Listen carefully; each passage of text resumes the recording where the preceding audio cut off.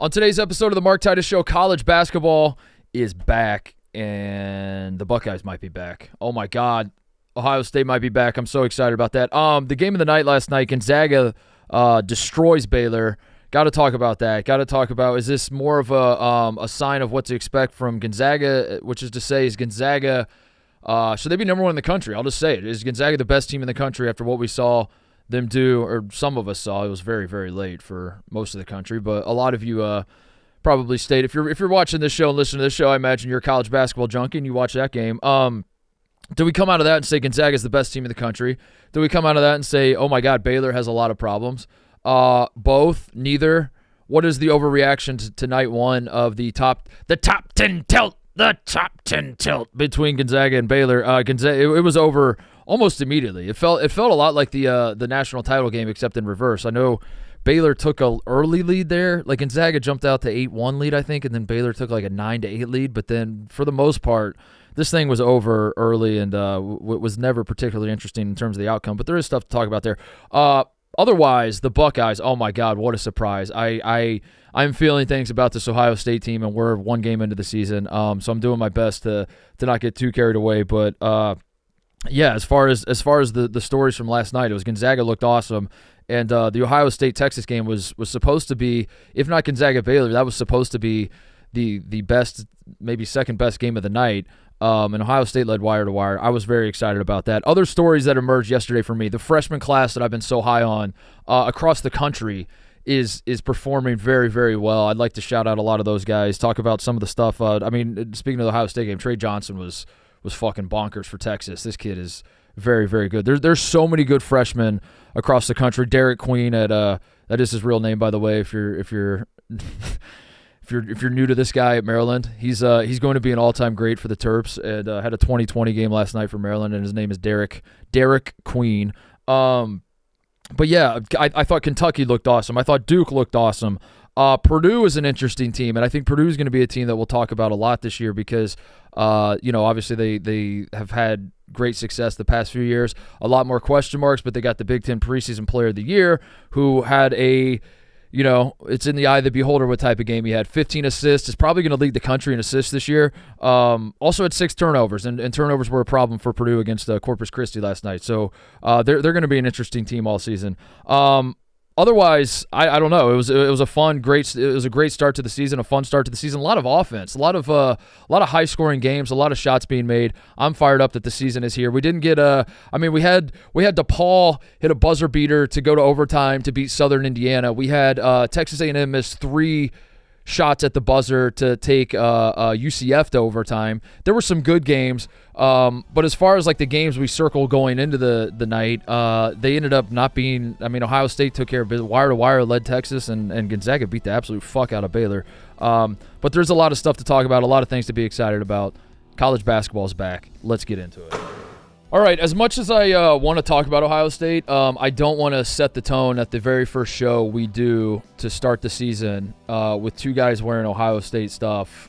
Talking about the Buckeyes, I want to be very careful this season to not make this an Ohio State basketball show, but I got to be honest, Tate, I'm very fired up. So that's you being humble. Let me say that. We are going to talk about it, but can we do Gonzaga Baylor so that way I just don't want to set the tone. I don't want people that are like, I heard some things about this Titus guy and this Titus show. I want to check this Titus show out, and they turn it on. If you're watching on Rumble or YouTube or whatever, and you throw on the show, and you see 2 guys wearing Ohio State shit. And we open the show talking about how great the Buckeyes are. That might send the wrong message. That is fine, but that might send the wrong message. You are overcompensating here because I would say that if this was 2, DePaul grads, there's a good chance we start off. Absolutely, with Ohio State. Absolutely. But talk about Gonzaga. That's fine. Gonzaga Baylor. My opening thoughts on Gonzaga Baylor. Like I said at the top, wasn't really much of a game in terms of outcome. Gonzaga had this one in control the whole way. I think my big takeaway. Beyond just like Gonzaga good, Baylor bad, Gonzaga, is going to be a problem all season. Baylor has things to work out. Well, yada, yada, yada. Like the obvious, just look at the final score and you could jump to these conclusions. I think Baylor basketball, and I'm doing my best to not panic about it, but I think Baylor basketball has a cultural problem defensively. Wow. And they have had this problem for the last 2 years. And if you want to make the argument that Jerome Tang leaving the program has made their defensive identity their defensive identity has gone with him when he left the program. The evidence is stacking up. And last night, this is year 3 now. This is the start of year 3 without Jerome Tang on Scott Drew's bench. And I'm not saying Jerome Tang is responsible for all of it. I'm not saying that that he was actually the puppet behind what made Baylor basketball great, and Scott Drew, or the puppet master, I guess. And Scott Drew was just there on the bench, and Jerome Tang was the one calling all the shots. But the timeline is interesting, Tate. That Baylor has always played great offense. Baylor has always had guards, like going back to, like 15 years ago now, like Darius Dunn, like guys like that. They've always had like dudes that could score the basketball. They've always had that's never been a problem when you're watching Baylor. What made Baylor really ascend to the heights that they eventually won a national championship was how good they were defensively. And there were times when Scott Drew was flaming out in the NCAA tournament, which that was the reputation about him when he was one of those guys, like every other coach is. You're always a coach that can't get over the hump until you do, and then all of a sudden you're a guy that we're going to trust is going to win it every year. That's how it always works. He was a guy that was a choke artist in March. He will never get to a Final Four. He will never win anything. He'll never win a Big 12. And the reason he got that reputation was because his defense, by and large, there were a few exceptions. There were teams that were long and athletic and were exception, but by and large, I felt like his defense was always a question mark. He was throwing like crazy matchup zones out there. And I remember watching Baylor games like 15 years ago and thinking they have a ton of talent, but defensively they're just throwing a bunch of shit against the wall to see what sticks, right? And that's what they did last night. They did last night. And the way they became the Baylor that now commands respect, and that, like the reason everyone was tuned in last night is because Baylor is a name now in college basketball that grabs your attention. They have ascended as one of those, I don't know, blue blood elite, whatever term you want to call it. Like Baylor basketball in this generation of college basketball matters, and if you're a college basketball fan, you should be paying attention to what they're doing in Waco. But I will say what made them so good was the way they dominated Gonzaga in the national championship was defense. They had fucking dogs on defense. From the get-go. Yep. Yeah. And the last 2 years, that has fallen off a cliff watching Baylor. So I think going into last night, it wasn't like on the forefront of my mind. I wasn't like, man, all eyes are on Baylor's defense. This is the only thing I'm going to be watching. But man, I don't know, like 4 minutes into the game, I was like, fuck, this feels like what Baylor's been the last couple years, which is just, it's not a bad team. Like they have dudes. They're going to score the ball. They're going to be hard to beat throughout this season. And I think they're going to be fine in terms of, the NCAA tournament will roll around. They'll probably be a top 4 seed. They'll probably be ranked all season.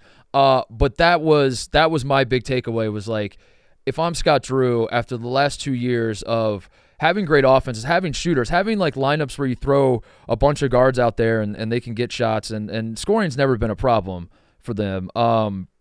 Defense is what has limited their ceiling the last 2 years.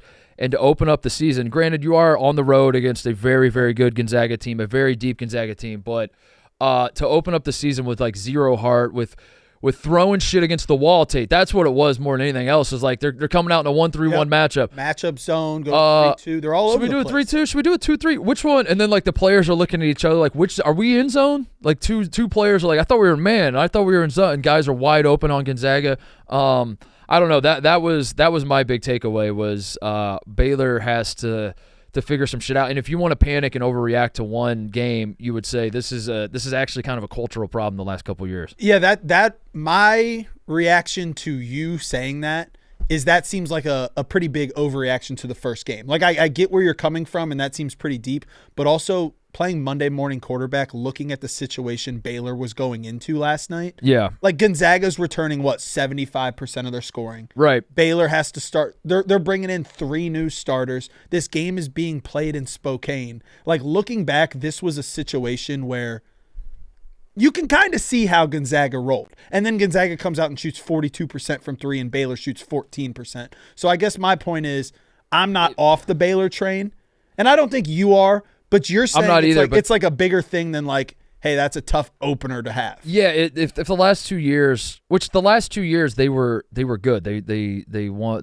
They were 23-11 in 2023. They got a 3 seed loss in the second round. Last year they got a 3 seed loss in the second round. They were 24-11. They basically had the exact same year 2 years in a row. They had among the best offenses in college basketball the last 2 years. Yeah, you're right. They're not gonna shoot threes as poorly as they did last night every game. Like if shots are falling for them, it's a different story, and maybe the concerns about the defense are overblown. But I think if the last 2 years hadn't happened and we were coming off of the heel, if this was 2022, say, and Baylor had just won the national championship, and that was the first game we saw since they won the national championship, wouldn't care at all. I'd be like, damn, Gonzaga looks pretty good.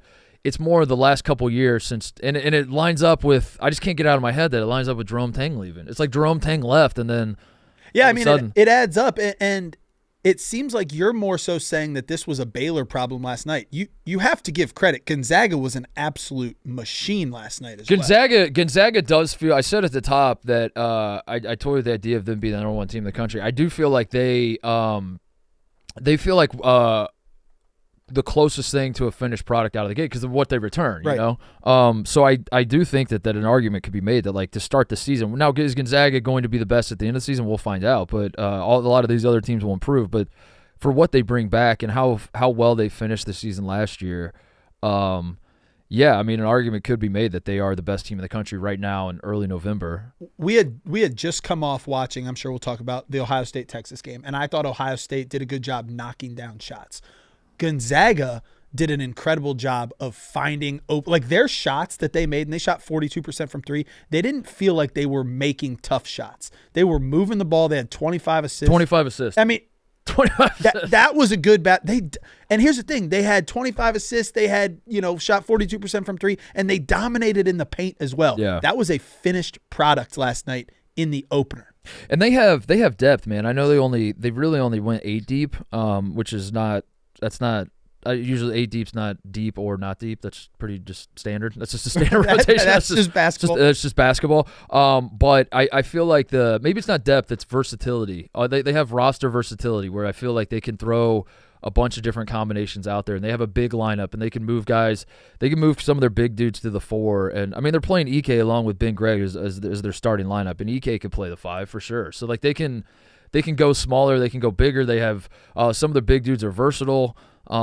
They have guards that bringing in Battle in the portal is huge because he's not going to be their best player this year, but he gives them another wrinkle that you have like a 3-guard lineup now that just gives you a bunch of versatility. And they're old. They're all like experienced and have been around the block. And I would be very excited if I was a Gonzaga fan. And they're balanced is I think a word. Yeah, that might be what I'm looking for. The fact balance, now when you score 101 points, like the stats are going to look pretty good after the game, no matter what. But they had 5 dudes in double figures, 2 more with 9 points. You're out there. Nembhard only had 6. This could be from all over the place. Yeah, and if they all commit to that, which I have no reason to believe they won't, if they all commit to winning over stats, that's going to be a beautiful team to watch. If it doesn't become like I have no reason to believe, but that's just something that it does happen on teams. It does happen where guys are like, wait a second, I thought I was the best player. Graham Ike is like, I thought I was the best, and Battle's like, I transferred here to be the best. You told me I was going to be as long as that doesn't infect their locker room, dude, they're going to be. If Nembhard's fine scoring 6 points and right. Ike's gonna get his, but if Battle's fine having nights where he's like, no, I'll just play defense and shoot when I'm open, they're gonna be very, very tough. And isn't that's Gonzaga's identity though? Like they're a well coached team, they're an experienced team. I would be shocked if we come in, in February and we're like, yeah, Gonzaga's struggling with someone wants to be the man. Yeah. Huff was good off the bench. I like that guy. I'm looking up the heights of all these dudes. But Greg is 6'10", Huff is 6'10".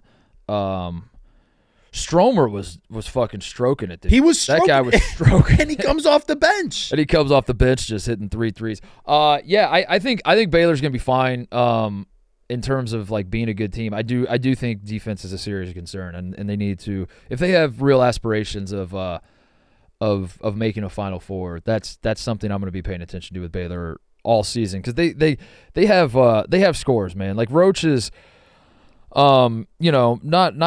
Roach is a guy who's been around long enough that like I think people have seen his warts through the years to where you forget that he is actually good, and he'll have his moments where he reminds you how good he is. Edgecombe, the star freshman, had a very, very bad game until he shit all over Joe Few. We haven't even talked about that. He shit all over. Oh my God, dude! Imagine beating a top 10 team to open the season by 40, and It's really, not the really, story. Really, the only highlight in the story coming out is your son getting just fucking obliterated. It was, I don't know. I would love to hear Mark Few's thoughts on it because his team just came out and they looked like a well-oiled machine and dominated a top 10 team. And number one on SportsCenter's top 10 this morning is going to be his son that he put in as a victory celebration, getting nuts stuck in his mouth. Nuts in his mouth. Nuts in his mouth. That's going to be number one. I think Baylor's gonna be good though. I think they're gonna be fine. The right kid off the bench for Baylor, the freshman, he was a surprise. I didn't know anything about him, and then he was balling out. And they have dudes that not only can they shoot, and they weren't hitting shots last night, but those shots will fall. They can get to the bucket, and I think that was what excited me about you see the vision with Baylor. That excites you that you have multiple guys that can get downhill, get to the rim, draw two, kick it out. They just have to figure out defense, and I think like it kind of snowballed for them. They weren't hitting shots. They let that carry over to defense where they were disjointed all night. They weren't really sure what they wanted to run. There was nothing they trusted defensively from the coaching staff and players' perspective. There was nothing that was like we need some stops here to put something together. Let's turn to this, line up this zone defense, this man did whatever it is you have in your back pocket where you're like, this is our defensive unit. They don't have that, and they need to figure that out. But otherwise, I mean, the talent's very obvious there, and I think they'll be fine long term. We're gonna find out Saturday. They go right from this game. They have Arkansas on Saturday. They do. Is that Arkansas? I believe it's. Or no, that's in It's at American Airlines Center. That's in Dallas, yeah, right? That's in Dallas. Yeah, that'll be a good one. Yeah, Arkansas. That'll be a good game. So if the defense is a problem, it's gonna be a full display on Saturday. Yeah, you're right about that. Yeah, we'll find out soon enough. That's the thing about starting off with these big games. I understand it. I like how Baylor took this game. It's in Spokane. Like that's a tough opener. You're about to be 0-2 if you can't beat Arkansas. I know. Yeah, but I love it. That's they got St. John's too coming up, and then UConn. That'll be a great game. Oh my God. Oh, that's in Bahamas. That's right. They're in the. We should go boots on the ground for that one. I can't, dude. Just in case we need to get I'm going to be in Maui. Oh. I'd love to be in the Bahamas. Yeah. You know that. I just think at some point, we need to get eyes on this defense. Not off the TV. Yeah. Boots on the ground. I would love to go to the Bahamas, but I'm going to be fucking grinding my dick off in Maui, unfortunately. I'll be in Columbus, Ohio. I'm going to be working so hard in Maui. Gonzaga has Arizona State next, and then they got San Diego State. I'm just looking at their schedule now. West Virginia is interesting. Kentucky, UConn, UCLA. Yeah, they got a typical tough non-conference. The Mark Titus Show is brought to you by DraftKings. The NBA is finally back. A new season means new ways to get into the action at DraftKings Sportsbook, an official sports betting partner of the NBA. Who's draining threes from beyond the arc? Who's crashing the boards and grabbing rebounds? Get behind your favorite players and the prop bets you can make on DraftKings, the home of NBA player props. Ready to place your first bet? Try betting on something simple like picking a team to win. Go to the DraftKings Sportsbook app and place your bet. First time betting, new DraftKings customers bet $5 to get $200 in bonus bets instantly. Take it to the rack with DraftKings Sportsbook. Every point counts. Download the DraftKings Sportsbook app and use code TITUS. That's code TITUS, TITUS, for new customers to get $200 in bonus bets when you bet just $5. Only on DraftKings. The crown is yours. All right, I put it off long enough. Let's talk about the Buckeyes. It's time. It's time to talk about the Buckeyes. We got our first taste of, well, not our first taste, because we got some at the tail end of last year with Jake Diebler. Diebler ball last year, but this was the first, like, the program is molded in his vision, the roster is molded in his vision, and the style of play is molded in his vision. And like I said earlier, this was supposed to be the second best game of the night. This was supposed to be, honestly, for most of the country, this was probably the game of the night because they were probably like, I'm not going to stay up to watch Gonzaga Baylor, right. but you have Ohio State, Texas. What was it? What did it close at, like 2-point spread? Yeah, I think it was 3 is three at one last, point. yeah. I don't know. It was. But the point is like, if you're a neutral observer, you're like, that's going to be a close game. Two brands I know. 1.5. It was 1.5. Yeah, I thought it closed at like 1.5. Yep. On TNT, Grant Hill's on the call with Candace Parker and all these in front of 300 people. In front of 300 people in Vegas. That was crazy. But anyway, this was I'm not saying this was a bigger matchup than Gonzaga Baylor, but it was as far as the opening night goes, this was supposed to be one of the better games. And for the Buckeyes to come out of the gate hitting everything, Tate. It wasn't that we were making every shot that was awesome. It was that we were taking them, honestly. And I got so excited and jumped off my couch. I don't know, like probably 5 times in the first half because Ohio State just confidently stepping into shots and dudes like being okay with missing shots was such a breath of fresh air. And I don't mean to like overstate it. I don't think some Ohio State fans will tell you that like Holtman was the worst coach we've ever had in the history of the program, and like guys were. There were guys that were playing confidently under Holtman. I don't mean to like say that everybody was scared, but it was very clear from the start that an emphasis with Jake Diebler is going to be 1, guard play. I love our guards. I love our backcourt. 2, versatility, guys shooting threes. Aaron Bradshaw was not particularly great, and I don't love, long term, I don't love him, just catching and shooting when he's wide open, but that's a mindset, though. I do love the mindset. I do love that Jake Diebler is telling his guys, if you're on the floor, you're on the floor to shoot the ball, and if you're open, shoot the ball. So you can always rein guys in. You can always take confident guys and kind of like coach them up and like pull them back in. It's hard to take guys that are scared shitless and have tight assholes when they're out there and don't want to shoot and try to get them That's way harder. So I was very encouraged by that. We are not a perfect basketball team by any stretch of the imagination. I do not expect us to open the game hitting our first 26 threes or whatever the fuck it was. We hit everything. It was 8-0 in a blink of an eye. I texted you this during the game. I think it's going to end up being Micah Parrish. He's going to have to be the guy that does this, but I want more guys. And this was, I said this about Baylor earlier, even though they lost by 40. One thing that stood out to me was Baylor does have guys that can get downhill and get to the rim. And Ohio State, that was one. As the second half wore on, I wasn't as concerned about it. The first half, that was a problem. Like I was like, dude, we're hitting threes, but like we made 1 2-point field goal in the first half. We had 38 points in the first half, and we had hit 10 threes. 10 threes. That is as unsustainable as basketball. It's not sustainable, no. So I want to make sure we still have dudes that can get downhill, get to the rim. Because eventually, if the scout is out, that we're the only reason we're driving is to draw 2 to kick it out to shooters. Then they're just going to stay attached to shooters. You're going to dare like a Michi Johnson to finish at the rim. Thornton has a nice floater. I like Bruce's floater. I think it's I'm panicking a little too much about that. But when it was really like the end of the first half. We were hitting so many threes, and then the end of the first half, the offense got a little stagnant, and there was no. Yep. Texas was staying attached to shooters a little bit more.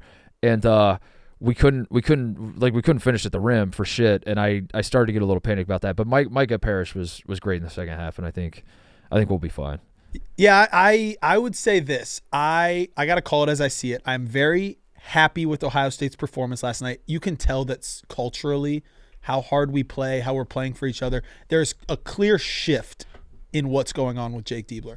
At the end of the day, though, we did shoot the ball 50% from the 3-point We were 14 for 28 from the 3-point line, yeah. And that's not going to happen. Like Junie Mobley, okay, I can't believe we've made it the entire show so far without mentioning his name. I love him, Tate. Did you order his jersey last night? I did. I ordered 2 of them. I ordered one for just in case I put on weight this season. I ordered one size bigger. Yeah. Like a break in case you need it. Yeah. But he comes in, he plays 13 minutes. The balls he has for his first college career shot to be, where was that from? I thought it was going to be a backcourt violation. Dude, he was so deep the very first time. He was 4 for 4 from 3. 4 for 4, only played 13 minutes and impacted the game as much as anyone. Yeah. But I guess, I don't know. He's not going to fall off. He's never, I saw enough last night to be confident he will never miss a shot. Never miss a 3. He will never miss a 3 in his career. He will be the greatest shooter of all time.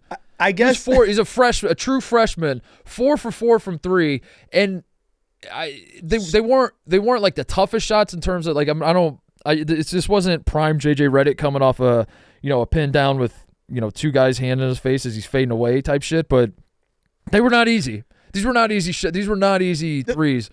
He was 4 for 4. He was awesome. I guess. Now I'm just battling like the internal debate right now on Twitter, and everyone is saying like this is a top 10 team. This is Ohio State team. That's where I'm like, guys, I'm the biggest Ohio State fan. We don't get carried away because we for all of Holtman's flaws, winning in November wasn't a problem. Winning games in November was never his problem. It was January, so like we do have to sort of wait and see with this team in that regard. I will just say, I care less about the how do I say this? I care less about reality, and I care more about how I feel, honestly. And so that's That's where we're differing And right now. You I'll feel good this morning. I'll just say this, man. I had more fun watching Ohio State basketball That's last true. night than I've had since I honestly, off the top of my head, and I'd have to go back and actually look through the schedule because I'm sure, like, when we beat Purdue, Right. when Zed Key was stripping Zach Edey, I had probably had fun there. But honestly, as I was watching last night, I thought that the last time I had this much fun was probably the game in the Dean Dome when Dwayne Washington went crazy and we beat Carolina by 25. Because it wasn't just that we won. It wasn't like Texas is not going to be a Final Four team. Probably they could be. I don't know. They have some talent. Trey And Johnson. they were down a guard. Trayvon Mark might end up being their second leading scorer on the season. Probably will be. But it wasn't that it was like, oh my God, we just beat the best team in the country and whatever else. It was just pure joy to see a team spread the floor, shoot confidently. There was not a single guy that took the floor that was like, I'm nervous. I don't know if we belong here. I don't know. We haven't made the tournament in a few years. Like, boy, we're playing a ranked team to open the gate with Jake Diebler's start of his career, game one. There's a lot of unknown. I don't know how this is. Every single guy that was out there was like, I'm here to score. I'm here to rebound, play confidently, to play to hard. rebound. I thought the defense was great and for the most part. So I think that's what it was. I was just like so pleasantly surprised, and I was having so much fun watching them that no, I don't think this is the biggest win in Ohio State basketball in the last few years. I don't think we should be puffing our chest and say we're a top 10 team, but I will say I had a great fucking time. No doubt. That's perfectly said. I guess where I'm coming from is last year when Diebler took over, we were damn near at rock bottom. Yeah. And we finished 8-3 and everyone we weren't supposed to be there. We weren't supposed to beat Purdue. We weren't supposed to. And then coming into this, it was like we shocked the world and all of a sudden became favorites in one night. And I don't like that. Like we still I honestly don't know if we should be ranked yet. I think get Texas out. We're gonna probably be ranked. I think the Buckeyes, in a perfect world, I think we're like the third team receiving votes next week, but we won't be. We'll probably be ranked like 24. We'll be ranked, and then we do have A&M. We're at A&M next week, but they did lose. What flaws did you see? Because everyone's high on the Buckeyes right now. What are some things they had 16 assists, 15 turnovers. Yeah, that's not good. What other things do you think? I think Sean Stewart and Aaron Bradshaw, who are highly thought of recruits that are coming from Duke and Kentucky respectively, and didn't have great years for their programs, and were thought of as like projects that we'll take and we'll maybe a new environment will get them going and all that. They kind of looked like they kind of looked like the players we know them to be, and I was hoping they would be a little bit better, but they can be great defensively. I think those two guys can have impact defensively because they're just so long and athletic, and I think that's going to be where they make their mark. But yeah, them. Yeah, they both look raw. They both look raw. I was excited. There was as much hype surrounding Bradshaw coming to Columbus as that was who I was most excited about bringing in. When you tell me that he finished with 1 rebound last night. Yeah. 2 points, 1 rebound. That you texted me mid-game and you said maybe bringing in Devin Royal and playing small. I think Devin Royal at the 5 and playing small ball is going to be a lineup I'm going to get very excited about as the season wears on. But I love kind of what we were saying about Gonzaga, the versatility and the balance and all that. I think that stood out to me is that we had 10 guys in the game in the first 10 minutes of the game. Mm-hmm. And it wasn't because of fouls or injuries or anything else. It was Jake and I also didn't feel, and maybe it was this, but I also didn't feel like it was Jake trying to figure out lineups. I think he kind of knew what he was doing, and maybe that's me just carrying water for him a little bit. But it wasn't like an act of desperation of like, fuck, I don't even know who my lineups are. It was more of like, this is our identity. We're going to play a lot of guys. Now, Big Ten play rolls around, games start becoming more meaningful. Obviously, rotations will tighten up, but to start the season and the messaging to the fan base is we are going to run. Mm-hmm. We are going to shoot a lot of threes. We're going to shoot them confidently, and we're going to play a lot of guys. And by playing a lot of guys, you can now turn to the guys in the huddle, in the locker room, and say, bust your ass. You need a breather. We got another dude that can Yep. that can come out and feel comfortable. Having said all that, Bruce Thornton did play 36 minutes, so Right. it's not like we're doing the John Calipari 2015 Kentucky platoon system, but But even Austin Parks gets in there. He only got 6 minutes, but he was in there. Like Diebler is giving him confidence. He's coaching him up. It showed that he is going to use his bench. yeah. But I didn't think Ohio State played anywhere close to perfect, and for us to go wire to wire. On a ranked team who has, I mean, if Trey Johnson's not going to be a lottery pick, this might be the greatest NBA draft of all time because that kid can score the basketball. Holy shit. He was awesome, 29 points. This freshman class, you may never have been more right about something than when. Then how good this freshman class is? And you've been saying it for months. But Trey Johnson, I don't know, did you hear the comparison at halftime where it's like he looks like Kevin Durant? Huh. Where did Kevin Durant go to school? He was only there for a year. Oh, Texas. It was Texas. It was That's where he goes to school. I see the comparison. Oh, okay, now I see the it. You know what's crazy is I didn't actually see it until I realized they both went to the same school. And then you connected the dots. Yeah, and they're both right-handed too, right? And they're both right-handed. You're talking. They're both the same race. Those are important. You have to get those right. That's you basically. If you have those three things, you can make that comparison. You can make any comparison as long. What you absolutely cannot do is cross-racial comparisons. That's a big no-no. You cannot. I really don't see that comparison. You cannot. You can absolutely not do cross-racial. That's fucking crazy. You cannot do. If you have a left-handed player, you have to compare him to a left-handed player. That's true. That's 100% fact. You cannot take a left-handed player and say he reminds me of this right-handed player. That just breaks everyone's brain. And then when in doubt, just go with the legend that played at the school that the guy plays. Yeah, I think one thing that would help me out just visually, I think that Johnson needs to change his number. Go to 35. Yeah. Have they retired? Is that a thing? I'm sure they have. Damn. I'm sure they have. I don't know. Did you see on the quarter zips they had the KD logo? I think that was new for Texas. I don't remember that being there last year. Maybe it was, and I'm just well, he's got as I used to be. Not to change total subjects, but he's got so many pro teams now where he's saying, "Hey, I'm not." He said the other day, "I'm not getting a statue because I play for too many teams." You got to go all in. Go back Texas. to your roots. Yeah. That's what LeBron did with Ohio State. Yeah.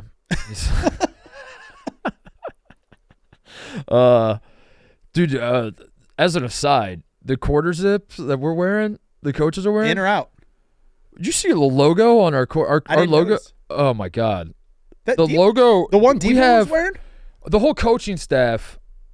Who gives a shit? What a bizarre thing to point out on night one of college basketball. But we're here now. The logo on the left chest, the Ohio State logo, was just massive. It was like, oh wow, it 250% too big. Yeah, that's zoomed in. That's the biggest quarter zip logo I've ever seen. And then you just got a little Nike over here. Yeah, it's crazy. How about some balance over there? Yeah. What are we doing? Let's get This isn't an Ohio State podcast, but Ohio State. Yeah, I mean, I don't want to. I told you that. I've told you this when we were talking about like this season college basketball. I don't want this show to be Ohio. I have to push back on this. I'm a very proud alum. Ohio State basketball is the one sports team I care more about than anything else in the world. You, I think, are Ohio State guy. Is that, as I look over at you wearing Titus first told me this when he talked about coming on the show. He's like, "So your name's Ohio State." Yeah, but we don't want to make this an Ohio State podcast. Right. Maybe drop the Ohio. The Facebook. Yeah. But at the same time, I want to talk about what I find relevant in college basketball, and I think last night that was one of the stories. The Buckeyes look great, and there were a lot of questions. They're picked 8th in the conference, and I don't necessarily think coming out of that game that that was like a fuck everyone that picked us 8th. We were obviously the best team in the Big Ten. There's going to be a lot of good teams in the Big Ten. But yeah, I'm very excited, and I do think.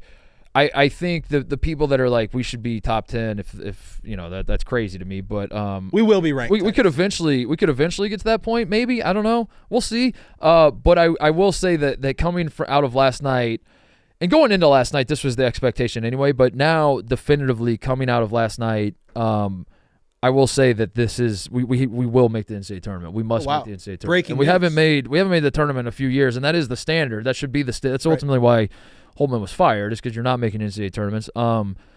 So it's not like I'm not trying to hang a banner over that, but like this team is good enough to make the tournament. This game, by the way, I was gonna say you said it last night. This game will go a long way towards us making the tournament. It will. I think Texas is going to end up being a pretty good team. I don't know how well coached they are. I will say that they were sloppy, and it's early season college basketball, but they were sloppy, taking a bunch of dumb fucking shots, and I don't know. Kaluma is like. Arthur Kaluma is an interesting ball player to me. He didn't even have that bad of a box score, but like you watch him, you're like, that's right. That's why Creighton let you go, and that's why like I don't know. He can be really really good, but boy, he's frustrating as fuck. I think some of the transfers they brought in were a little lackluster last night, but Trayvon Mark didn't play, and when they get him back, Trey Johnson's the truth. He's gonna be a bucket for them all year. But I don't know how good Texas will. Like I don't know if Texas is Final Four good. I do think Texas by the end of the season will be a quality win. Right. And that is important. And we stack up when bubble time comes. If we can stack up a couple of those, I mean, we have our non-conference. We have Texas, we have Auburn, we have Texas A&M, we have Kentucky. You win 2 of those 4 games, and in March, those are going to stand out if we are a bubble team. I want to say this about the freshman class because I'm talking about Trey Johnson. The Will Riley at Illinois had a monster game last night. Derek Queen, who again that is his real name. That probably won't be the last time I say that's his real name, but it just sounds every time you say it out loud, it does sound funny. You keep saying that. How do you know? Oh, that's a good point. Like that's a good point. Maybe it's not his real name. I want to see a birth certificate. That's a good point. Yeah, maybe it's not his real name at all. But he also, to my knowledge, he doesn't have an NIL deal with Dairy Queen, so that's a mistake. Dairy Queen, that's a good one. I like that. You got to get in the NIL game. The guy named Derek Queen should have a. That's a good idea. It's very creative. Every time I say it out loud, I have to pause and be like, "That is his real name." That's his real name, Derek Queen. He was a fucking monster for Maryland. The Duke guys were great, which we could talk about the Duke game in a second. But I just want to say before we dive too much into the freshman class and some of these individual performances, I do think this freshman class, I said it all preseason. I'm saying it after one night. I do think this freshman class is going to be fucking awesome. I think, one, from a draft perspective, but that's always the case. Every time you look at it, that mock drafts, the freshmen are in this era of college basketball, even as people become enamored with transfers, freshmen will still always be the most desired prospects from an NBA standpoint. But I think there's going to be actually there will be actual impact freshmen all across the country, and I think night one was proof positive to that you are seeing a ranked Texas team, and Trey Johnson in his first college game scores 29 points. Frankly, didn't really have any help offensively, and is carrying Texas, is carrying a ranked team in a marquee matchup to open the season. And Derek Queen, that is his real name, by the way, had had 20 and 20 for Maryland. I saw something that no Maryland player, and you know how these Big Ten these stats go, where you're not really sure what you're reading because they always throw in so many qualifiers that I don't know if this was the first 2020 game, or if it was the first 2020 game on a Monday night in November, or first 2020 game above 60 degrees, wearing white jerseys above 60. Yeah, I don't know all the qualifiers, but my interpretation, I think this was the first ever 2020 game for a Maryland player since Joe Smith in '95. I think this was the first one, and that was one I saw. 95. They were throwing out the first 2020 games. That's when I saw first 2020 game in college since 2022. Would that be true? There's hasn't no been way. one in 2 years. Edie surely. Yeah, that can't be right. But the other one, first 2020 game by a freshman since Michael Beasley in 2007. Really? That's a real one. The first of 2020 of any by freshman? A freshman. See, this is what's hard about the Big Ten schools is you just we need never, a fact checker. What's hard about these Big Ten stats, man, is you just don't know. You don't know what all the qualifiers are. So you come and you'll learn this soon enough that you come sit down in that chair and have that microphone in your face, you're gonna be like, you're not gonna believe this stat. So the first time a guy scored 35 points ever, and then you're like, that's just not right. And then you go back and you look at the graphic, and it's like, yeah, I'm gonna retract the one that I said that was the first 2020 game in 2 years. Like Zach Edey had a 30 and 20 game. Yeah, but also maybe a 30 and 20 game doesn't count as a 2020 game. It's like a triple double is not a double double. That's not what it is. A rectangle is always a square. Is not a square, but a square is always a rectangle. What do you thumbs up in, Cody? Right. About what? He said I've thrown a million things. He just said a million things, and you just gave him a thumbs up and said he's right. Thank you, Cody. What does he write about? Derek Queen. That's his real name, by the way. Love that. That's What good is he right confirmation. about? What was he right? That was the That first. was a real stat. 2020 games since Michael Beasley in Kansas. That was the first. That was the first freshman. Yeah. Of across the country. Yeah. To have a 2020 game since Michael Beasley. All right. Good stat. That's a good stat. You heard it here first. But I think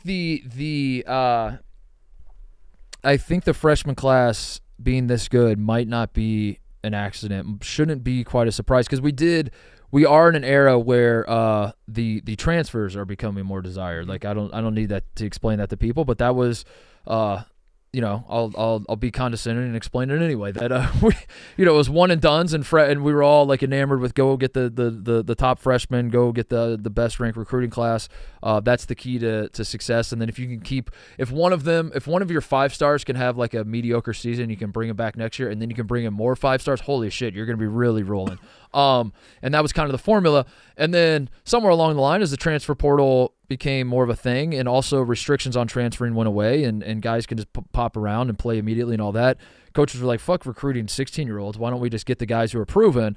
I don't want to say they're going to go away from transfers, Tate, but I think the pivot to transfers was it was more pronounced because I really, as I was sitting on it last night, I was like, did COVID play a part in this? And what I mean by that is, was last year's freshman class the last freshman class that the development was not what we quite expected, because this was a freshman class that, as they were coming up in grassroots basketball, had a couple years where you're fucking playing in masks and tournaments are getting canceled and like, I don't know. Yeah, I'm trying to do the math because so this class is the class of 2024. This class, because not only is this class awesome, the class after it's awesome, and as far as I can tell, like every class moving forward is going to be awesome. But we had a few classes there where it's like this is a little weird, and the only thing I can think is that and it makes sense in my brain that like these dudes as they're coming up in 8th, 9th, 10th grade, however old they were, and those summers when they're supposed to be.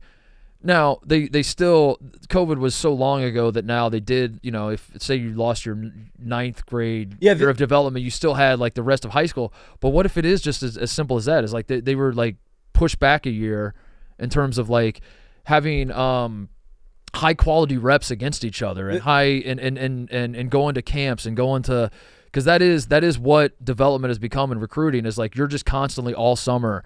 You're a 5-star. You're going here. You're playing against other 5 stars, and then like these fucking academies across the country, they're playing each other. But then there were a few years with COVID where they weren't, and I wonder if like that whole era of like the weird development, we're finally done with that, and now we can move forward where like every freshman class is back to like we got a 5-star. He's gonna be good.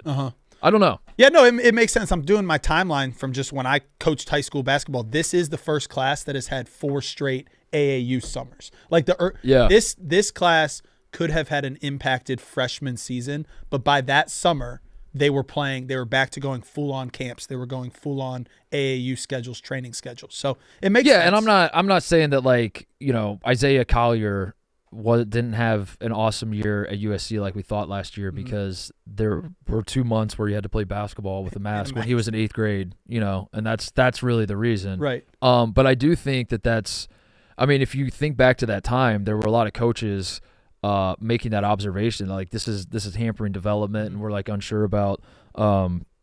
I don't know. I think at the time that was a common thing, and then we kind of like we as a society just kind of moved past COVID, and like we're like, all right, everything's fine, let's move forward. But I think we were seeing like a residual effect maybe with the talent and the, maybe not even just the talent, because there were good freshmen last year, more the evaluation or more the just kind of.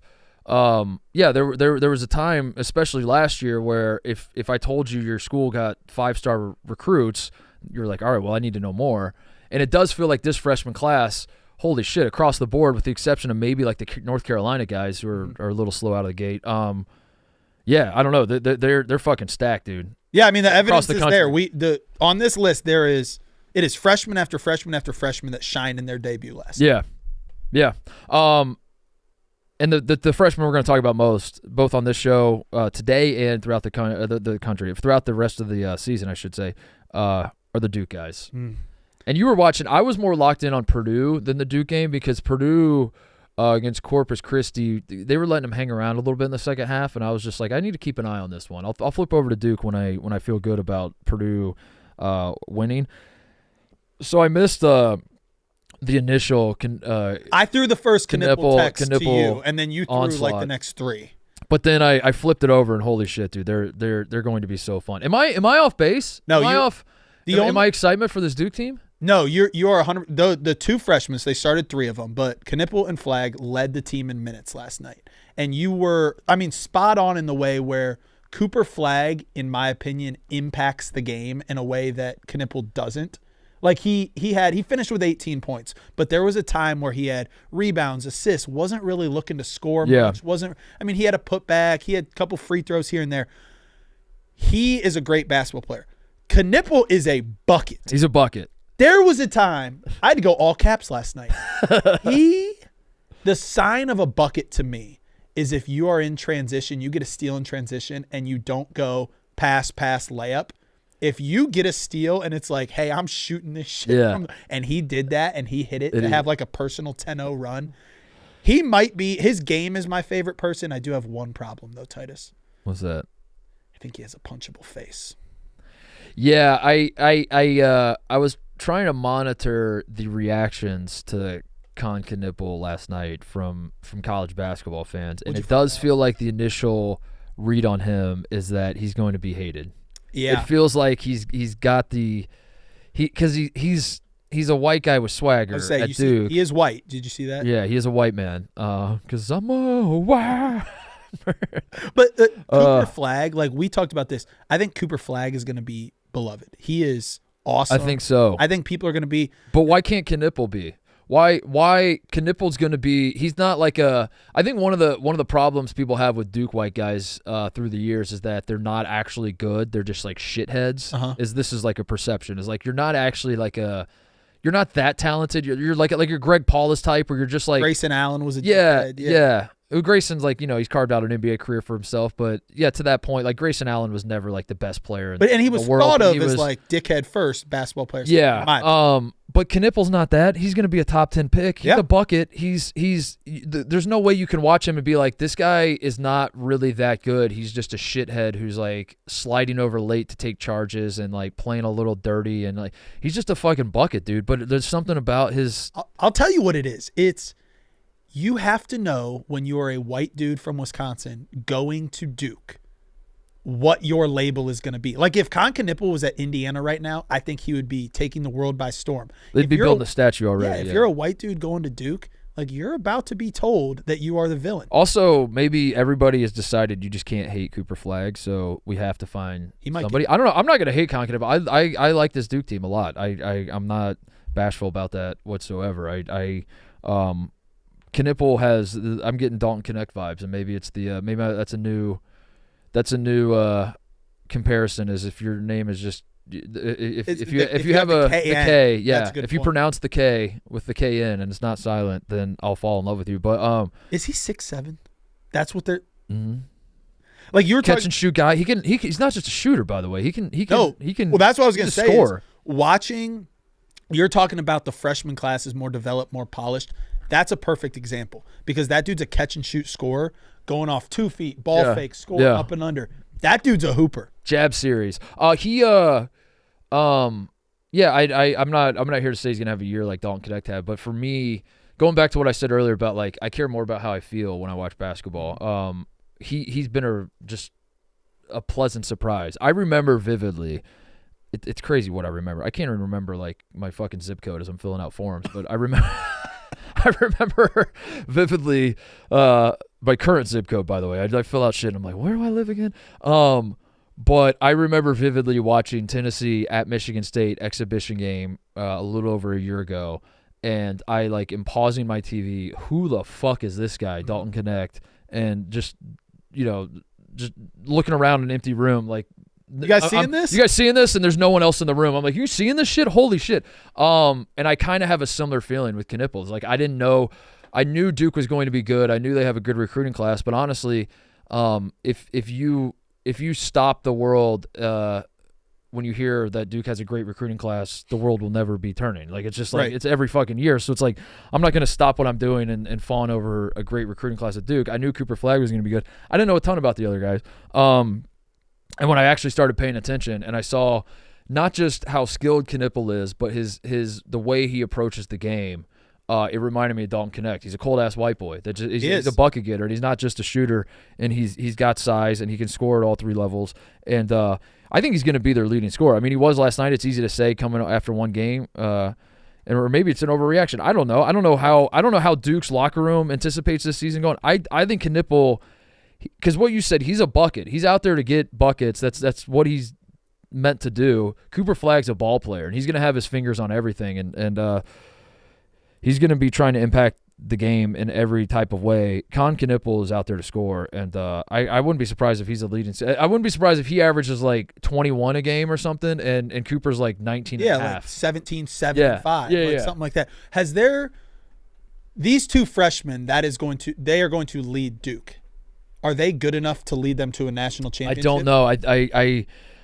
I still think what I said earlier, or what I said last show about Duke is going to be true, which is I think Tyrese Proctor, who played well, he played fine last night, 3 for 5 from 3, and one turnover, and he was all right. They don't really need a ton from him right now, but I think he's going, him and Caleb Foster especially, but I think it's Tyrese Proctor are the two guys that are gonna be the difference for them, because I do think there are going to be games where they need to lean on the veterans. They need to almost like steal wins, like they just need like the shots aren't falling, foul trouble, just crazy shit's going on, and you need guys that can just calm everything down. And I don't know if those two guys can be it, because they have been up and down throughout their career. So hopefully this year. Has there been a team what freshmen have led, like group of freshmen have led their team to NCAA championships? Like I know you played on an Ohio State team,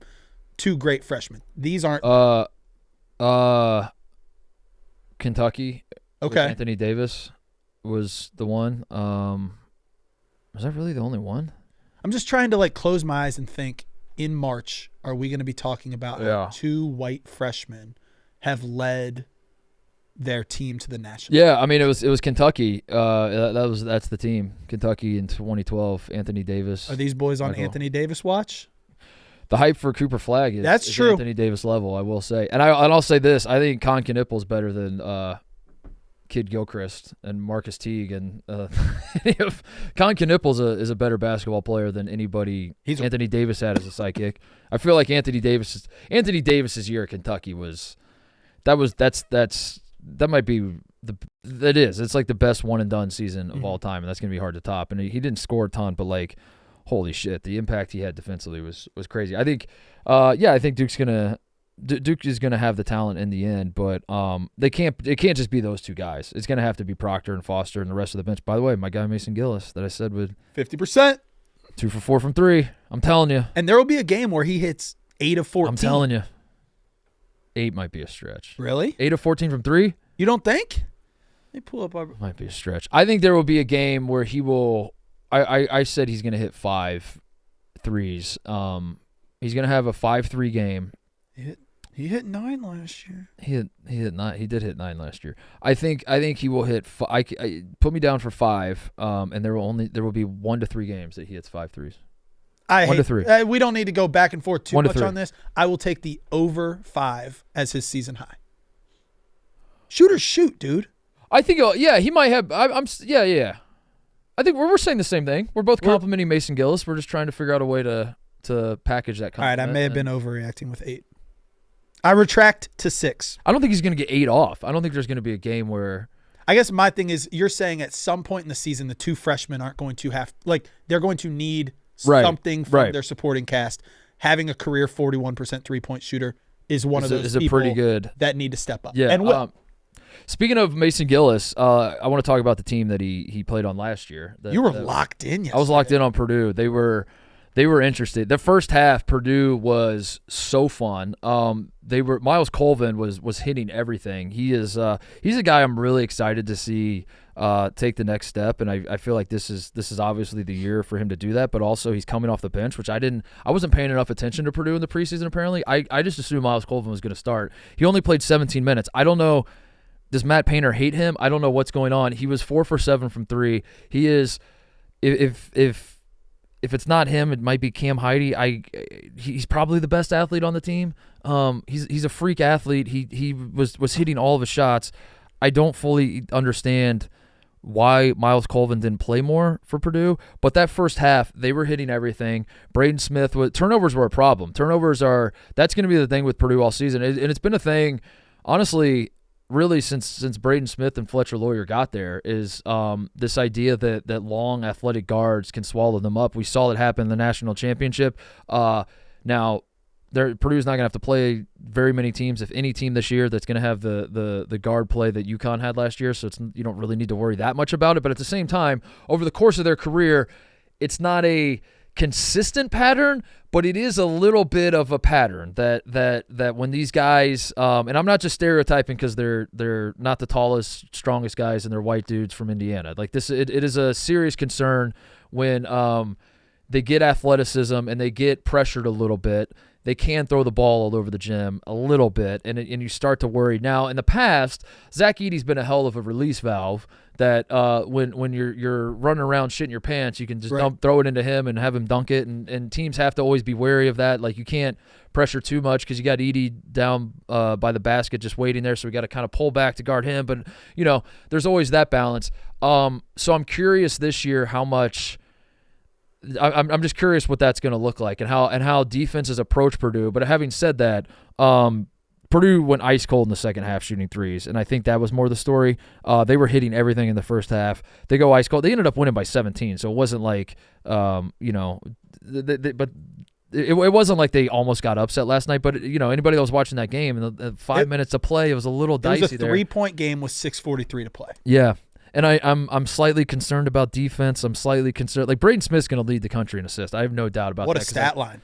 They're gonna surround him with shooters. He is going to just have the ball in his hands and just play like, he doesn't have Edey there anymore, but they have like 3 fucking 7-footers that they cycle around. He's going to get a bunch of high ball screens and dictate the offense, and he's one of the best passers in the country. But turnovers are a problem, and I'm worried about Purdue going up against size and athleticism, and Corpus Christi had that, and they wanted to try to swallow those guys up, and they're not even one of the better teams that Purdue's going to play. So I think that was the concern if we're overreacting. How would you say? So obviously, literally and figuratively, they've got big shoes to fill with Zach Edey being gone. They do have the 7'4" freshman. He had 13 and 7 last night. How did he fill in? How is the game different for them? Were you impressed? He's still going to. So the thing with Braden Smith was the critics that would say Braden Smith was a Zach Edey merchant, and the whole reason that he had a good season last year is because he uses ball screens. It was Edey's rolling to the basket. Like, this is the stereotypical play for Purdue. Say is Braden Smith comes off a ball screen. Edey rolls. The gravity from Zach Edey rolling to the basket brings everybody in. Braden Smith's like, I'm going to get to my spot, hit the Chris Paul elbow jump shot where you're kind of fading away a little bit. And that's just like what his shot was. And he was very, very good at them. And, there was concern, I guess, that maybe without Edey there, is he going to be able to get these shots off? Is he going to be able to run the offense? I will say, having 7-footers, multiple, setting high ball screens and rolling, even though they're not as skilled as Edey, even though they're not as dominant as Edey, it does sort of have the same impact, at least from one night. Now, we'll see when Big Ten schedules roll around and you have guys that, match up better against the Purdue big men and all that, and they don't maybe need to worry so much about a 7'4" guy rolling the basket. But yeah, last night I was like, yeah, he's gonna be fine in that regard. Like the ball screen, as it turns out, Zach Edey was good at setting ball screens, but also if you're 7'4" and fucking massive and take up a bunch of space, you're probably going to be pretty good at setting ball screens as well and creating some open opportunities for Braden Smith. So I think he's going to that's what they're going to expect out of Purdue's big men, is that they're not going to be dumping the ball into them and expecting post moves. They're going to expect rebounds. They're going to expect set screens for Braden at the top of the key, and I think they're going to be fine in that regard. But I think like losing Lance Jones is going to be a problem for them. I don't know. They're going to be a very interesting team, and I feel like being ranked 14th makes a lot of sense, because I think if you squint one way, you can see a very, very good Purdue team that can space the floor, shoot a lot of threes, and they have a cohesive group of guys that have played a lot of basketball together, and great culture. you kind of look at the warts and you're like, I could see this going poorly in some aspects as well. Yeah, I think Cody last week had us submit our top 10 teams. You didn't have Purdue in your top 10. But when we talk about the Big Ten, they're always the first name off your list. Yeah. Yeah, they're still. Did your stock rise, fall? Is it exactly the same after watching? It's exactly the same. I think Purdue is going to be a B+ team all season. I think that's what we're going to – they're never going to be that bad. But I would be surprised if there are moments where you're like, oh, this team can go back to the Final Four. I don't think we'll ever really see – I don't think they're ceiling – I think they're a high floor, low ceiling team. Okay. Know? Like I just think that they'll be – I feel like more Which likely is the Big than Ten. not, That's what you've been saying. they'll the be Big ranked Ten is. between like 10th and 25th all season. And they'll have a respectable year and probably make the Sweet 16 and lose, and that'll be it. And and you'll be like, yeah, it was a fine season. Okay. it was a fine season. But yeah, I if they could space the floor and play all the shooters, I got to figure out what's going on with Miles Colvin. I got to make some phone calls. I don't understand how he played 17 minutes. Yeah, that stat line doesn't that's add interesting to me because he was their best player in the first half. Well, Braden was probably their best player, but he was hitting everything. And yeah, I don't know what exactly happened because when I was watching, it wasn't like he was turning the ball over, making dumb mistakes. It wasn't like, as far as I know, he's not a bozo off the court. Maybe he is. I don't know. Are you impacted at all because he's from Indianapolis? Is this a little? I love bit my of, Indy kids. Yeah, this might be. But then again, you look at his stat line. It tells me he should be playing more basketball than what he did. Yeah. No, he's a freak athlete too. He's I can't believe these fuckers have. Oh, the Burgess kid, the freshman, they list him at 6'11". But Berg is 7'2", I think, and Jacobson's 7'4". They got another 6. And they got So they're just gonna be a rotating cast of 7-footers. But why do they have so many? Why do? I don't know. Should everyone else recruit some 7-footers? I don't. Yeah, why not? Why? But I also think that they're out there just to sort of take up space and set screen. I don't know. Edey was an anomaly. Edey was actually skilled and right. and you could lean on him heavily. I don't think they're going to do that with these guys. But yeah, Purdue's going to be fascinating. Purdue's going to be a fascinating team. But Braden Smith with 15 assists and 6 turnovers. Again, you want to look at the assists, you're like, yeah, that's the best passer in college basketball. You want to look at the turnovers, you're like, yikes, that guy cannot handle athleticism and being pressured a little bit. And I think both are probably true. I think both are going to end up being true, and that's what's going to make them fascinating all year. Quick break to talk about our friends at Cars.com. Want to find a trustworthy dealer? Want to find a place that has dealership reviews from shoppers like you? Cars.com offers the latest research, shopping tools, and dealership reviews to help every shopper find the perfect car. You can shop by monthly payment or filter by features to find the cars that fit your budget and needs. Visit Cars.com and start exploring your next possibility today. And also thank you to Cars.com for the Employee of the Month parking spot out in front of Barstool HQ here in Chicago. Cody, do you know who... We are on a new month. It's the start of November. I just wanted to make sure we have this all lined up. Do you know who won the Cars.com Employee of the Month parking spot for this month? I just want to give him a shout out. Oh, it was me? It was me? Oh, it was me. Oh.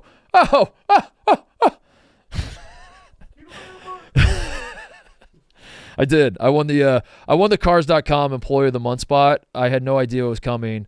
And when they told me I had won, they explained that I won because I helped Jersey Jerry out on his stream. So basically, I showed up, I hit 10 threes in a row, and that's what won me the parking spot. And I got to say, if hitting 10 threes in a row is all it takes for me to get that spot, no one else will ever have that spot again. I will just show up here once a month, hit my 10 threes, collect my Cars.com front row parking spot, and keep it moving. But shout out Cars.com. Visit Cars.com and start exploring your next possibility today.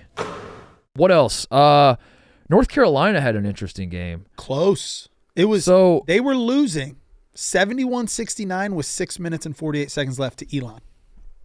Now they finished the game with a 21-5 run, so it looks fine. My concern about Carolina is the freshman did not look great when I watched him against Memphis in the exhibition. The freshman did not look great last night against Elon. Drake Powell had a stretch where he had one stretch in the first half where he looked pretty good. did he hit a three and then get a steal and a bucket? I think he got like all 5 points. Right It was there. like all right in the moment, Yeah. right in one little stretch. But they're going to need these freshmen to step up because the fact that this was it was a 14-point game, like you said, they pulled away late, but it was close. It was close throughout the game to where it felt like a like you kind of felt like you saw where Hubert Davis's head was at with rotations and whatnot, and I'm worried that Hubert's gonna go back to his Iron 5 bullshit, and he's just gonna like tighten the rotations, and the 5 guys that started are gonna be the 5 guys we see from Carolina, who I think are good players, but like they need the freshmen. Carolina's season is gonna hinge on the freshmen. RJ Davis had 24. He was 3 for 11. Didn't shoot threes well, but he still gets his points. That's a classic RJ Davis game. Is like kind of chucking a little bit, but also you look around the rest of the roster and he's like, that's kind of what I need to do for us to win. Not that they're bad and they don't have scores, but that's just like how that's what RJ Davis is. He scores 24 points, but he goes 3 for 11. He also has 7 assists. So it's a good game, but it's also like not the most efficient game in the world. I think they need the freshmen, dude. That's just where I keep coming back to is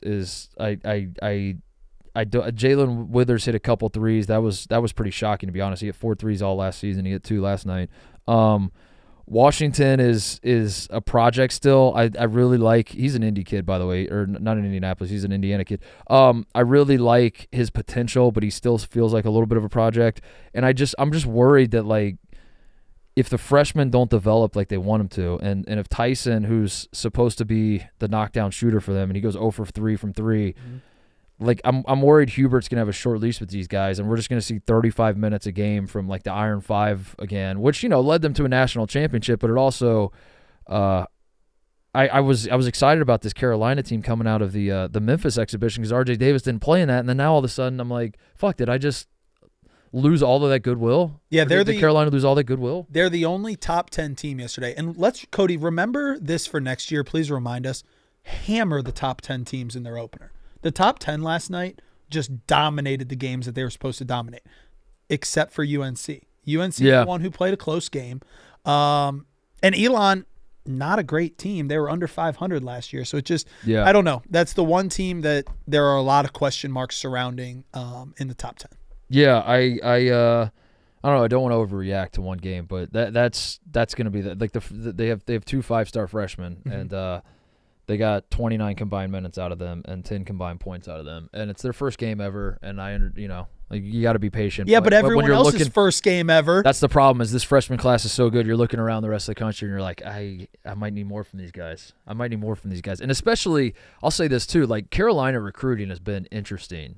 The last, I don't know how many years, but Carolina recruiting has kind of fallen off. Like they've just had like weird vibes around the recruiting. To where they finally get some talented guys. I don't know.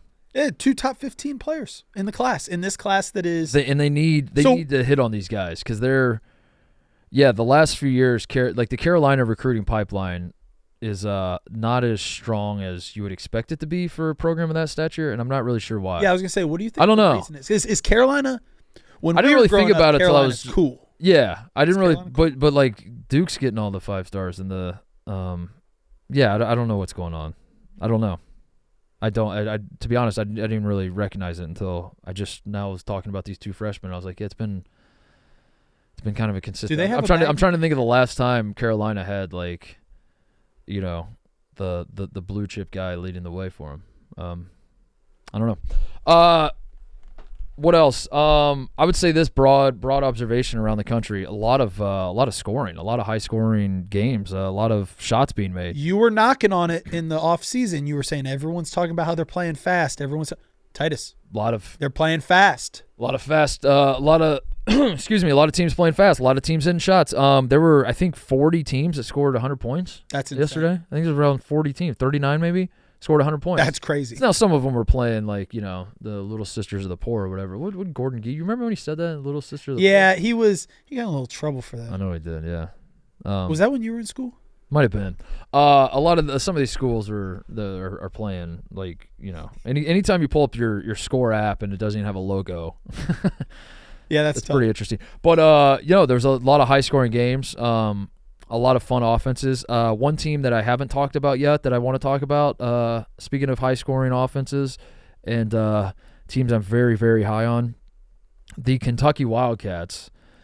I'm very high on, and I'm high on them because I'm very high on Mark Pope as a coach, and they play a ton of guys. They had, I think, 6 guys in double figures, and a 7th scored 8 points.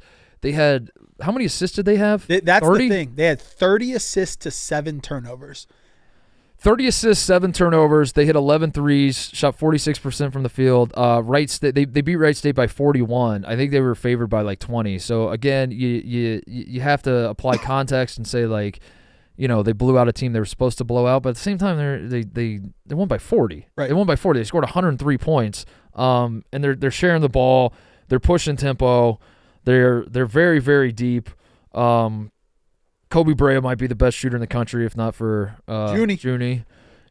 But yeah, they got dudes, and I am fascinated or drawn to, I should say. That's a better way to put it. I'm drawn to teams that have the depth, that have the pace, that have the shooting, which is why Alabama is like, the team that you keep coming back to as the best team in the country. So that's why like Gonzaga, it's like they're bringing dudes off the bench that can contribute and can provide flexibility with lineups and all that sort of thing. Those teams are the ones that stand out to me, and that's why I love this Kentucky team. I don't know their top end talent. Like I don't know. I don't know. Like do they have how many future NBA players they have on this roster, and that might ultimately be their problem. But I will say that the way they play is very, very fun, and I think there's some serious juice to the Kentucky program with Mark Pope, and that's fascinating to me because, again, the high-profile coach that was there leaves, and you hire a guy that, nationally isn't super well-known to one of the best programs in the country. And I think his start went as well as anyone could have expected. So how do you think that plays out in the future? Because it's a huge contrast of what Kentucky has been to what they are now. Like right now, they're not top-end talent, but they move the ball really well, and they're really well coached. Is he going to start getting top-end talent because he's Kentucky and because he's a good coach? I hope he doesn't just blindly take the 5 stars or the mock draft guys.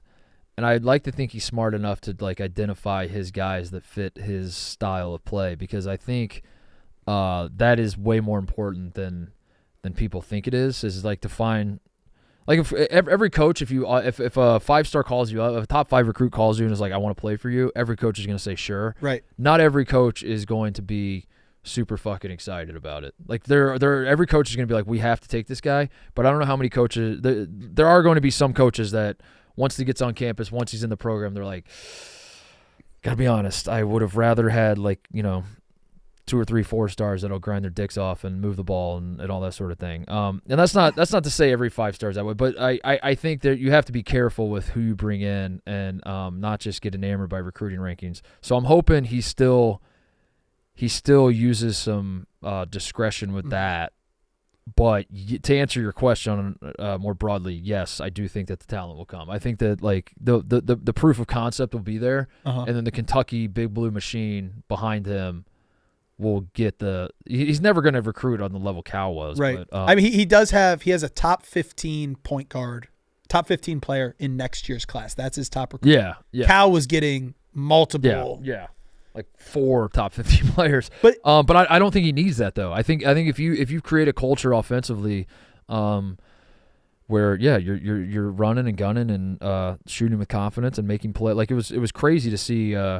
I was watching a little bit of the game, and just the way they're pushing tempo and the way they spread the floor and run the floor. It's not just that they run the floor; it's how they run the floor, and everyone's running with spacing in mind, and it's beautiful to watch. And I really like Mark Pope, and I think he's an awesome dude too. So I'm excited about Kentucky. Titus, a week from tonight, Kentucky Duke. It's gonna be good. It might have to be. Buckeyes play Kentucky, by the way, in December, in New York, Madison Square Garden. Ooh, road trip. Something to think about. Anything else I missed? I need to talk. UCF upset Texas A&M. Storm the court. You had a problem with that. Night one.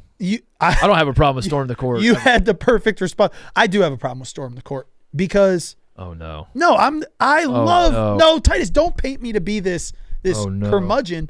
I'm a big storm the court guy when it is time to storm the court. They were 5-point underdogs yesterday against a team that's okay. Texas A&M's okay. They're ranked 13th. They're Preseason. Yeah. I would storm the court every game. I would. I couldn't argue it's that. Just so fun, dude. I said, Titus, Have you stormed the court? Did you storm the court in college? did they storm the court on your senior night? They did, yeah. I stormed the court once. You were there? Hell yeah, dude. Come on. That's respect, dude. I stormed the field. I'm a field. I'm a field. You Stormed the Capitol, I know, but I was thinking. So I've more- stormed the field, the Capitol. No. I really enjoy it, but I think when you do it too much, I think it waters it down. Yeah, but I don't think they're doing it too much. If we look up and UCF has won 6 games at home and they've stormed the court 5 times, I think you might have a conversation about doing it too much. I doubt that's going to happen though. 5. I think it's I don't think you think about it. I think that's the joy of the court storm is you don't even think about it. You're just like, holy fuck, this was awesome. Let's go That's run out the there time. and celebrate. Yeah. That's fair. I guess my thing, UCF, here's my message to you. Storm the court on Friday against Fort Wayne.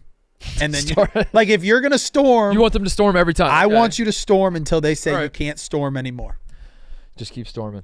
Are the Cavs the best team in the NBA, by the way? I've tried to tell you this. Save it. I need you to do Mostly Sports. Brandon's not going to be here. We'll talk about it on Mostly Sports. Let's save the Cavs for Mostly Sports. I want to. He's silencing me again to our listeners here. All right. I think that's it. No games tonight. Election. Wednesday, I think a handful of teams play. Rutgers basketball. Rutgers the opens Rutgers up. Scarlet UConn Knights. opens UConn's up. opened up. Arkansas, Indiana. I think Indiana. We get our first look at Indiana. And then Friday's a big one. Carolina and Kansas. Carolina at Kansas. And a lot of good ones this weekend. So we'll be back Friday. Are we doing Friday? Friday morning. Friday morning. We'll be back Friday morning. Talk more ball, dude. That's what I'm excited to have basketball back in my life, and I'm excited to have Junie Mobley in my life. I'm excited to have the Buckeyes back. We might, if we. I'm gonna say this, and I'm gonna leave our listeners and our viewers with this. I will do all I can to not make this an Ohio State show, but I can't hide when I'm excited about certain things. And last night I got very excited. So moving forward, I will not break. I promise to you, we will not be breaking down every Ohio State basketball game to that degree. But if the Buckeyes continue to play like they have been playing, and by have been playing, I mean one game into the season, Mm-hmm. I'm going to be put in a tough spot because all of my instincts are going to be like, I just want to. I'm so delighted watching them play. So Ultimately, we'll see. Titus, it comes down to if you don't want the other team to celebrate, don't let them. Don't. If you don't want us to talk Ohio State basketball, someone's got to beat them. Someone's got to beat us. We play at A&M, and then the schedule gets a little easier. Evansville, Campbell, Green Bay. Oh, we got Green Bay at home. Shout out Gottlieb. Gottlieb stuck around a little bit. Sweaty Gottlieb. Sweaty, dude. But he was he didn't. They were hanging around. That was awesome. His former team. hanging around a little bit. Hanging around. Gottlieb's sweating like a motherfucker. He better shower before his radio show today. You know what I love about Mark Pope and Doug Gottlieb? They're wearing suits, man. They respect the game. I think that's what I loved about Mark Pope watching last night. I was like, that's a man who respects Bullshit. the fucking game. You get that Chicago State job, you are not wearing a Respects the game, suit. dude. Wear a suit. This is business. This isn't. Titus is a jumpsuit guy. This isn't a game. Well, actually, I just said respect the game. This isn't a game. I guess it is a game. In the Respect the sport. respect the fuck. Profession. Yeah, I don't know, but it was a nice. Nice to see Doug Gottlieb sweating his balls off Sweaty. in Stillwater. All right, that's the show. We'll see you guys Friday. College basketball's back. Be excited. Goodbye, everybody.